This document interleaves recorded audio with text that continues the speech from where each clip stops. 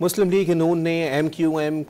کو اہم بلدیاتی اداروں اور لاپتہ افراد کے مسائل حل کرنے کی یقین دہانی کرا دی۔ کراچی میں ایم کیو ایم وفد سے ملاقات کے بعد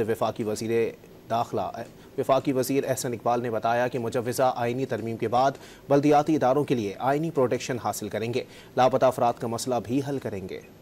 جو مجوزہ آئینی ترمیم ہے، جو ہی یہ پاس ہوگی، اس کے فوراً بعد ہم جو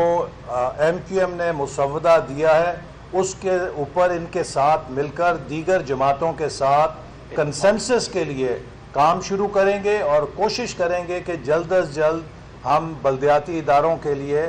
آئینی ترمیم کے ذریعے کانسٹیٹیوشنل پروٹیکشن حاصل کر لیں، اور اس پر مسلم لیگ نون پوری طرح ایم کیو ایم کے ساتھ کمیٹڈ ہے۔ دوسری چیز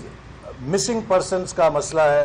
جس کو ایم کیو ایم کی قیادت نے ہمارے ساتھ ریز کیا ہے، اور ہم نے انہیں یقین دلایا ہے کہ اس کے حوالے سے بھی ہم ایک براڈ بیسڈ میٹنگ کریں گے تمام سٹیک ہولڈرز کے ساتھ، اور سب کے ساتھ مل کر کوشش کریں گے کہ اس مسئلے کا جلد از جلد حل تلاش کیا جائے۔